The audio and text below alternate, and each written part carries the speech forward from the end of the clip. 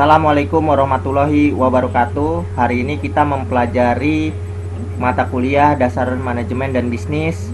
Untuk pertemuan kedua, kita membahas tentang manajemen dan lingkungannya. Ada beberapa tingkatan manajer dan tanggung jawab dari seorang manajer. Tingkatan manajemen dalam organisasi dalam buku Handoko membagi manajer menjadi 3 golongan. Yang pertama, manajer lini pertama. Yang kedua, manajer menengah. Yang ketiga, manajer puncak. Manajer lini pertama merupakan tingkatan yang paling rendah dalam suatu organisasi yang memimpin dan mengawasi tenaga-tenaga operasional. Contohnya supervisor, mandor, foreman, kepala seksi, dan sebagainya. Kemudian ada manajer menengah. Manajer menengah ini merupakan manajer yang meliputi beberapa tingkatan dalam suatu organisasi. Manajer menengah membawahi dan mengarahkan kegiatan para manajer lainnya dan kadang-kadang juga karyawan operasional. Contoh dari manajer menengah adalah manajer departemen produksi, manajer departemen pemasaran, keuangan, dan sebagainya. Manajer menengah membawahi dan mengarahkan manajer lini pertama. Kemudian ada manajer puncak. Manajer puncak bertanggung jawab atas keseluruhan manajemen organisasi. Contohnya presiden organisasi, asisten direktur, direktur. Nah, itu merupakan manajer puncak. Manajer puncak juga bertanggung jawab terhadap keseluruhan dari pengelolaan organisasi.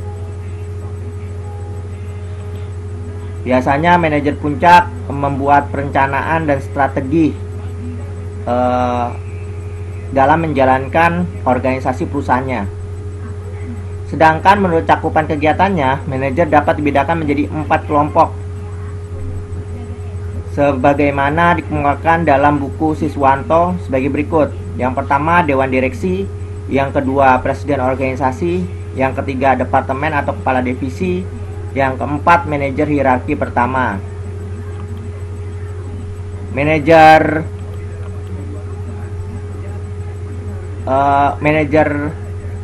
hierarki pertama sama juga disebut dengan manajer first line, first level. Cakupan kegiatannya dalam suatu usaha pekerjaan sesuai dengan tujuan organisasi. Kemudian ada manajer departemen yang merupakan manajer menengah. Dia mengelola bawahannya yang meliputi spesialisasi kerjanya masing-masing, seperti mengelola departemen keuangan yang memang spesialisasi kerjanya di bidang keuangan. Misalkan departemen produksi yang memang spesialisasi kerjanya di bidang produksi. Kemudian ada presiden organisasi. Presiden organisasi dan dewan direksi ini adalah masuk ke dalam manajer puncak. Presiden organisasi mengelola para manajer agar terdapat kesatuan gerak dan tindakan untuk merealisasikan tujuan. Dewan direksi mengelola organisasi secara keseluruhan. Kemudian ada tingkatan atau hierarki ya, tingkatan ya. Bisa dilihat di sini ada non manajer, merupakan karyawan operasional. Di bawahnya ada first line manager atau first level manager, yaitu manajer hierarki pertama, supervisor atau mandor. Kemudian middle manager yang merupakan manajer departemen seperti kepala bagian, kepala divisi, kepala seksi, dan sebagainya. Manajer departemen. Kemudian ada top manager yang merupakan manajer puncak yang meliputi dewan direksi, presiden organisasi. Peran manajer dalam organisasi dalam buku Siswanto, yang pertama adalah peran antar pribadi manajer. Ada sebagai tokoh atau central figure, sebagai pemimpin atau leader, sebagai penghubung atau liaison. Kemudian ada peran informational manager atau the manager informational roles, sebagai pemantau, sebagai penyebar, sebagai juru bicara. Kemudian ada peran pengambil keputusan manajer atau the manager decisional roles, sebagai wirausaha, sebagai pereda gangguan, sebagai pengalokasian sumber daya, dan sebagai perunding. Yang pertama, peran antar pribadi manajer atau the manager interpersonal role, sebagai tokoh. Apa yang dimaksud dengan sebagai tokoh atau central figure? Manajer seringkali berperan sebagai seorang tokoh dengan melakukan tugas seremonial. Contohnya, meresmikan suatu gedung baru, produk baru. Tugas-tugas seremonial tersebut dilakukan oleh seorang manajer sebagai tokoh atau central figure. Misalkan adanya suatu acara sebelum dibuka oleh manajer tersebut, maka acara belum bisa dibuka. Sebagai pemimpin atau leader, manajer juga harus melakukan aktivitas seperti merekrut pegawai, memberikan pelatihan, memotivasi, mengembangkan, menggiatkan. Bahkan sebagai leader bisa merekrut karyawan, bisa juga memberhentikan karyawan. Kemudian sebagai penghubung atau liaison, artinya seorang manajer juga harus berhubungan dengan orang lain yang bukan bawahan atau atasannya. Misalnya rekan-rekan dalam organisasi, seperti manajer departemen lainnya, ataupun yang berada di luar organisasi, seperti pelanggan, kreditor, investor, pemasok, ataupun pihak-pihak lain. Kemudian peran informational manager atau the manager informational roles. Manajer bertindak sebagai pengumpul dan penyebar informasi. Yang pertama, sebagai pemantau. Manajer secara kontinu mencari informasi yang dapat dimanfaatkan secara efisien dan efektif. Jadi sebagai pemantau, manajer secara terus-menerus mencari informasi yang berkaitan dengan pengelolaan organisasinya. Kalau memang dia adalah manajer pemasaran, dia mencari tahu tentang kepuasan pelanggan, mencari tahu tentang pelayanan yang telah diberikan, ataupun kegiatan-kegiatan yang memang berkaitan dengan pemasaran. Kemudian sebagai penyebar, setelah dia mendapatkan informasi tersebut, manajer melakukan mengelola informasi yang dia dapat kepada anak buahnya, kepada departemen yang dia pimpinnya. Misalkan dia mendapatkan informasi tentang pelayanan pemasaran, dia mendapatkan informasi tentang kepuasan pelanggan. Kemudian informasi tersebut diteruskan kepada anak buahnya. Kalau memang dia mendapatkan informasi yang berkaitan dengan kualitas produk, maka informasi tersebut diteruskan kepada manajer departemen produksi supaya untuk bisa meningkatkan kualitas. Kemudian sebagai juru bicara, manajer menyampaikan sebagian informasi yang dikumpulkan kepada individu di luar unitnya, bahkan pula pada para pihak di luar organisasi. Sebagai juru bicara, artinya seorang manajer mewakili organisasi tempat ia bekerja, tempat dia menjalankan pekerjaannya. Sebagai juru bicara, dia mewakili perusahaannya, juga mewakili departemennya. Jadi pada saat rapat kerja pimpinan, dia mewakili departemennya dan mempertanggungjawabkan apa yang sudah dilakukan oleh departemennya dan apa yang sudah dilakukan oleh anak buahnya atau staf-stafnya dalam departemennya, departemen yang dia kelola. Peran pengambil keputusan manajer. Dalam peran ini, manajer harus bertindak dalam 4 peran yang bertalian dengan pengambilan keputusan. Sebagai wirausaha, artinya manajer membuat perubahan-perubahan secara sukarela. Sebagai wirausaha, seorang manajer harus mengambil keputusan secara fleksibel, kemudian melakukan daya upaya dalam mengelola organisasi dengan kreatif, imajinatif, produktivitas yang tinggi, dan loyalitas yang penuh. Sebagai pereda gangguan, manajer bertindak terhadap kondisi yang berada di luar pengendaliannya. Artinya, seorang manajer juga harus bisa meredakan gangguan seperti pembatalan kontrak. Jadi pada saat itu juga seorang manajer harus bisa mengatasi apabila terjadi pembatalan kontrak. Pemogokan karyawan.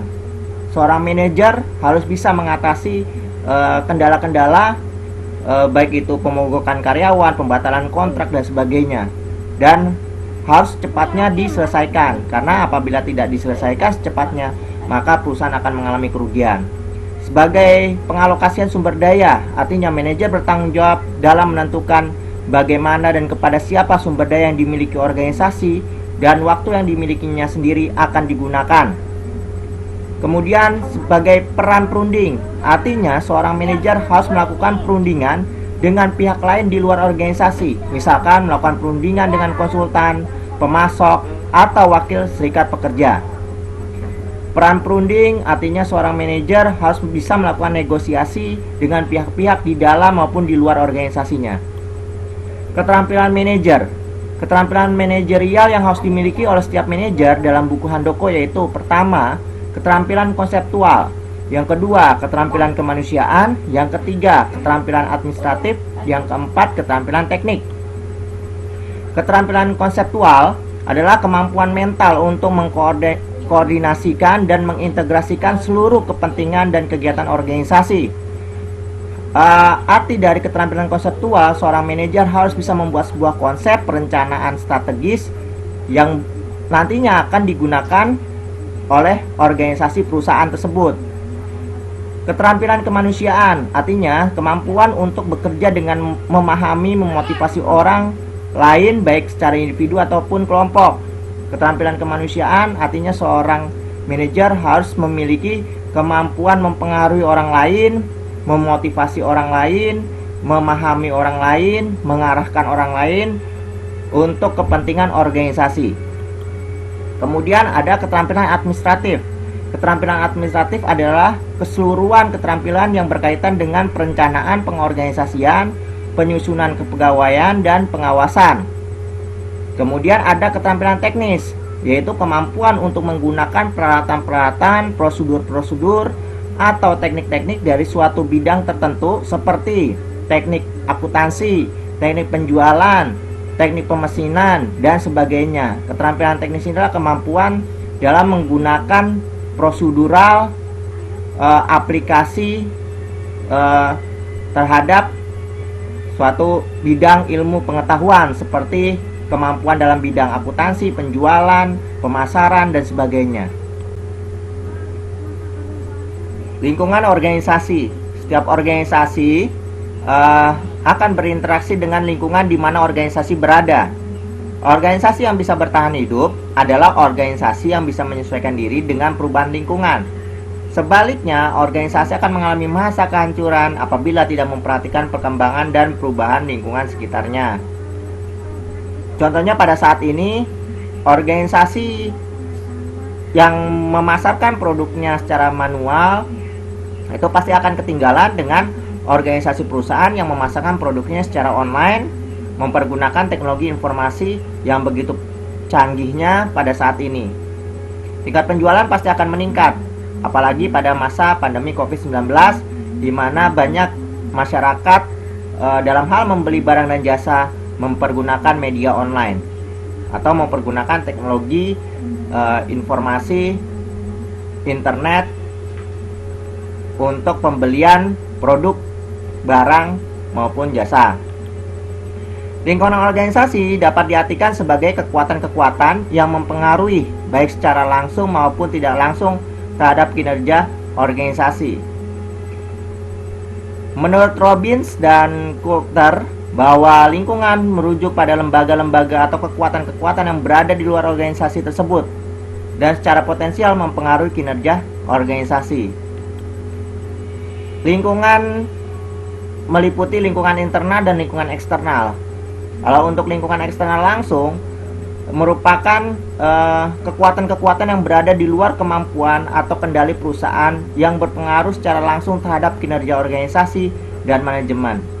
Lingkungan tersebut meliputi pemasok, penyedia fasilitas dan sarana yang dibutuhkan oleh perusahaan, pelanggan, lembaga keuangan, bahkan pesaing, dan pemerintah.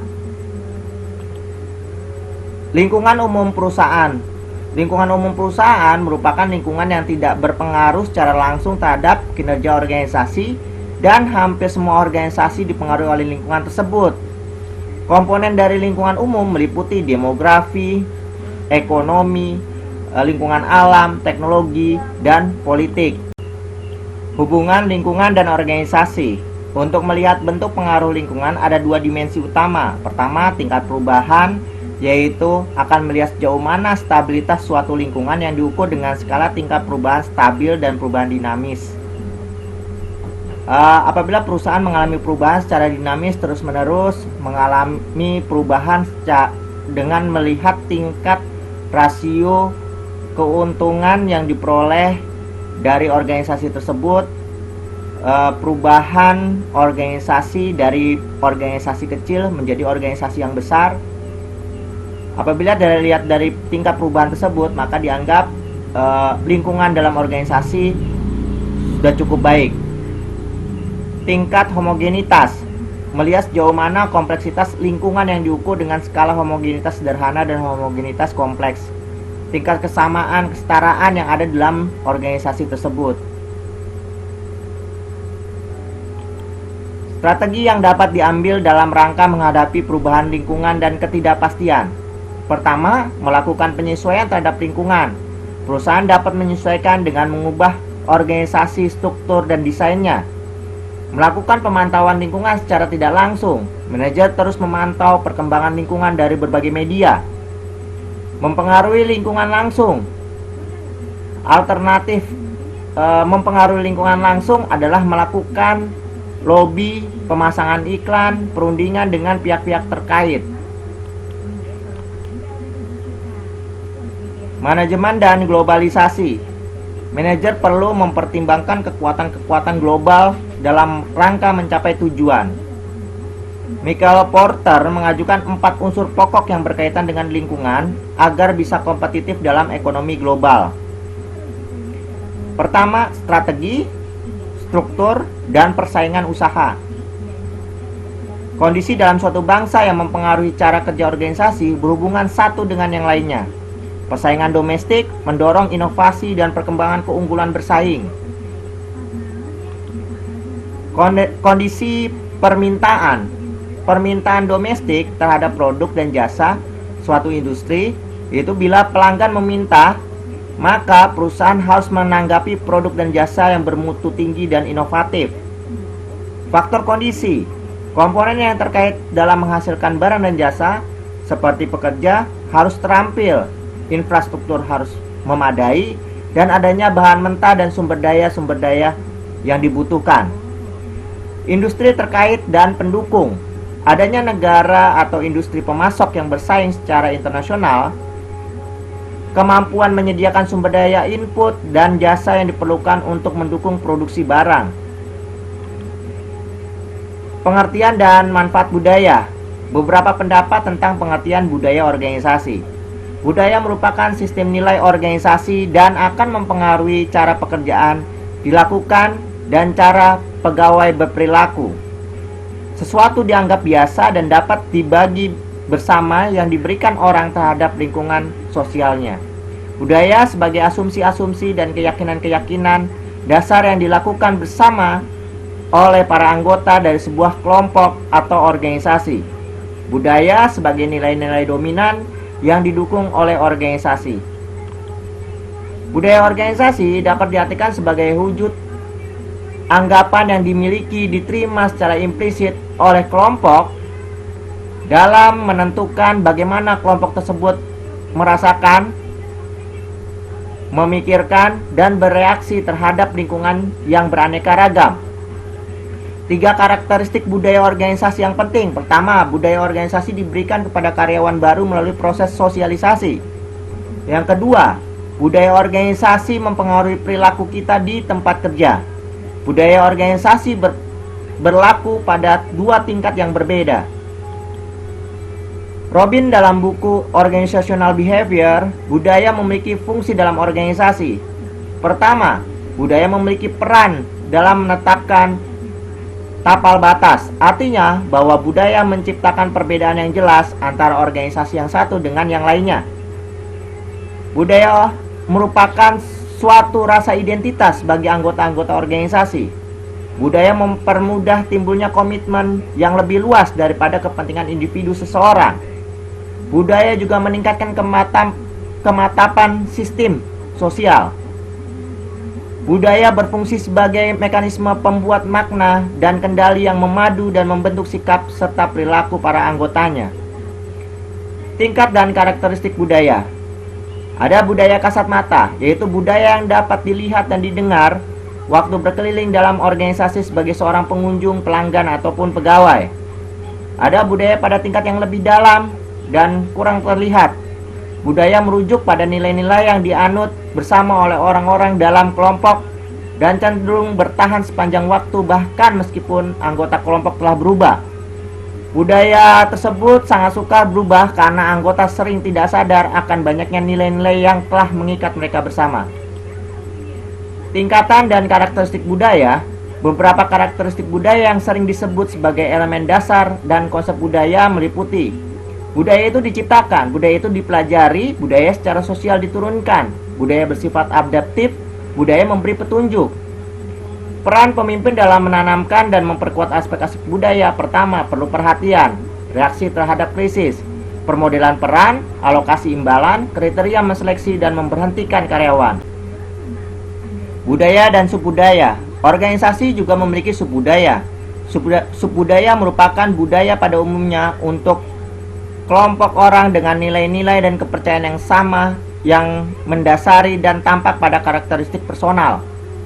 Orang-orang dalam organisasi harus merasa nyaman bekerja sama dalam batasan subbudaya yang diakui. Organisasi berisikan subbudaya yang berhubungan dengan: pertama, subbudaya pekerjaan, rasial, unsur generasional, gender. Budaya yang adaptif. Krittner dan Kinichi mengusulkan 3 perspektif untuk menjelaskan tipe budaya yang meningkatkan prestasi ekonomis organisasi. Pertama, perspektif kekuatan memprediksi hubungan signifikan antara kekuatan budaya organisasi dan prestasi finansial jangka panjang. Perspektif kesesuaian mengasumsikan bahwa budaya harus sesuai dengan konteks strategis atau bisnisnya. Perspektif adaptasi mengasumsi bahwa budaya yang bersifat adaptif meningkatkan prestasi finansial organisasi. Perilaku dan etika individu. Nilai-nilai dan keyakinan organisasi merupakan dasar dan budaya organisasi. Keduanya memiliki peran yang penting dalam mempengaruhi etika berperilaku. Perilaku organisasi memberikan wawasan bagaimana mengelola perilaku kerja manusia. Beberapa saran dan petunjuk dalam mengembangkan etika di tempat kerja yang dikemukakan oleh Krittner dan Kinichi. Pertama, bertingkah laku etis, penyaringan karyawan yang potensial, mengembangkan kode etik yang berarti, menyediakan pelatihan etika, membentuk posisi unit mekanisme struktural yang menggunakan etis. Baik, itu saja. Sekian dari saya, terima kasih. Kita ketemu lagi untuk pertemuan berikutnya. Wassalamualaikum warahmatullahi wabarakatuh.